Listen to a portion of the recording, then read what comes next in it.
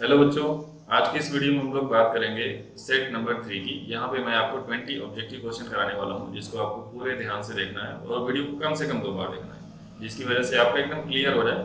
कुछ तो क्वेश्चन ऐसे होंगे जो बार बार आपको रिपीट करते हुए दिखेंगे, जैसे आपने पहले सेट में देखा होगा, सेट दूसरे में देखा होगा।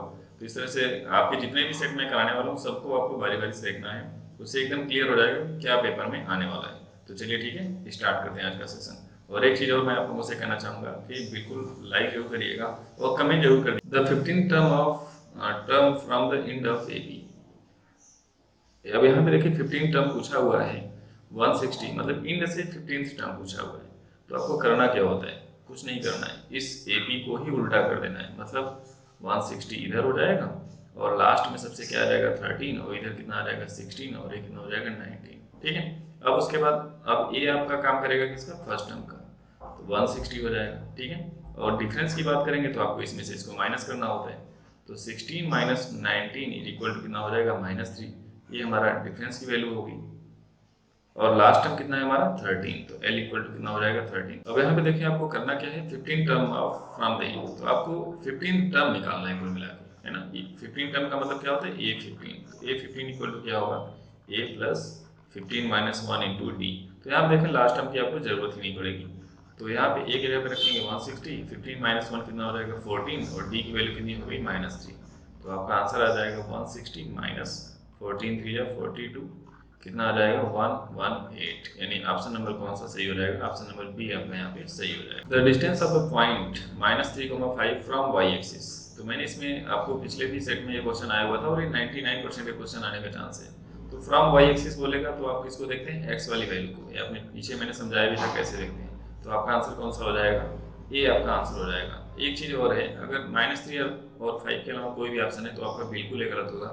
तो बी और डी ऑप्शन तो बिल्कुल गलत होगा, इन्हीं दोनों में से पूछा जाना था।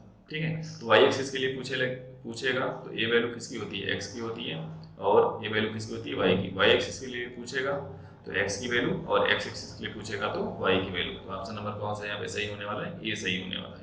इसको आप ध्यान रखिए, अदरवाइज आप डायग्राम से समझ सकते हैं, पिछली वीडियो में मैंने आपको समझाया था। The sum of the powers of prime factor of factorization of 144। ठीक है। तो प्राइम फैक्टराइजेशन करना है आपको किसका, 144 का। प्राइम नंबर में आपको पता है 2 से स्टार्ट होता है आपका। तो 2 इंटू, अगर आप वैसे भी करना चाहें तो कर सकते हैं, या तो सीधे आप ऐसे करिए 144। ठीक है। 2 से डिवाइड करेंगे 72, फिर 2 से डिवाइड करेंगे 36, फिर 2 से डिवाइड करेंगे कितना हो जाएगा 18, 2 से डिवाइड करेंगे 9, और फिर 9 का कितना 3 से करेंगे, फिर 3 से करेंगे तो कितना आ जाएगा 1 आ जाएगा। तो देखें 2 कितनी बार है, 3 बार है, तो 2 की पावर में 3, सॉरी 2 कितनी बार है 4 बार है, तो 2 की पावर में 4, और 3 कितनी बार है 2 बार है। ठीक है।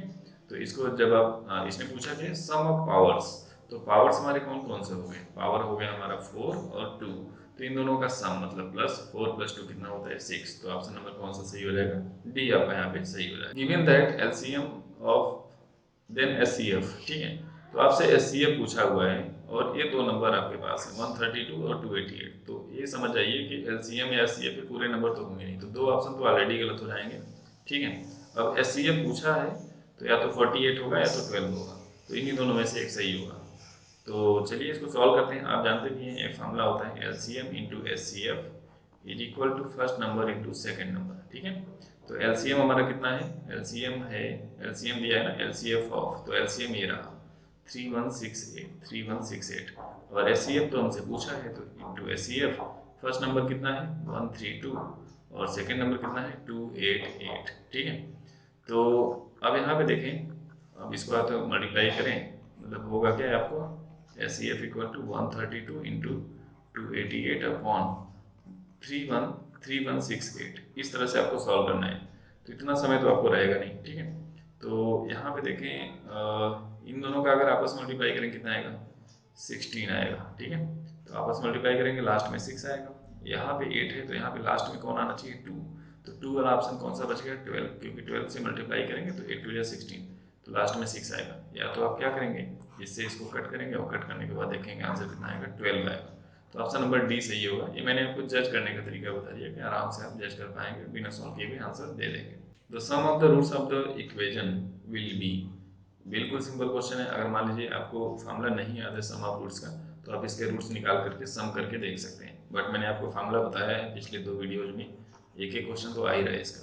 तो -3x + 2 = 0 है। अब इसके रूट्स हमें निकालने हैं, तो मैंने क्या बोला, रूट्स मत निकालिए, आप इसको कंपेयर करिए। x² + bx + c = 0, जो क्वाड्रेटिक इक्वेशन होता है। तो a की वैल्यू हो जाएगी 5, b की वैल्यू हो जाएगी -3 और c की वैल्यू कितनी हो जाएगी 2। तो आपको फार्मूला एक मैंने पढ़ाया है सम ऑफ रूट्स का। सम ऑफ रूट्स क्या होता है, alpha plus beta this equal to -b/a। अच्छा, b की वैल्यू हमारी यहाँ से पुट कर लीजिए, तो माइनस b की वैल्यू हो जाएगा -3/a की वैल्यू कितनी है 5, तो 5 रख लेंगे, माइनस माइनस प्लस हो जाएगा तो कितना हो जाएगा 3/5, यानी ऑप्शन नंबर ए आपका यहाँ पे सही हो जाएगा। SCF of 17, 23 and 29। अच्छा, जितने भी नंबर आप देख रहे हैं ना, ये सब क्या है, हमारे प्राइम नंबर्स हैं। तो प्राइम नंबर का जो SCF होता है वो हमेशा क्या होता है, 1 होता है। तो ऑप्शन नंबर सी आपका यहाँ पे सही हो जाएगा। इसको याद रखिएगा, कभी भी कोई भी प्राइम नंबर आ जाए तो उसका SCF 1 ही होता है। 1 ऐसा नंबर है जो इन सब में कॉमन है। Point P, a/8, 4 is the midpoint of the line segment joining the points this. What is the value of a? तो बिल्कुल सिंपल है, ये पॉइंट P है, क्या है, इसका मिड पॉइंट है, ठीक है। तो यानी ये पॉइंट इसके बीच में है। तो आप कह सकते हैं कि ये वैल्यू किसकी होती है, h इक्वल टू, आपने फार्मूला पढ़ा है x1 + x2/2, ये उसकी वैल्यू है। तो हमें a की वैल्यू चाहिए, तो सिर्फ हमको इसी से मतलब है, तो आप फार्मूला लगा लीजिए h equal to x1 + x2/2। ठीक है, तो h की जगह पे कितना हो गया हमारा, a/8 हो गया, x1 + x2। तो ये वाला हमारा x1 है और ये हमारा x2 है, क्योंकि पहले x1 होता है फिर y1 होता है, फिर x2 होता है फिर y2 होता है।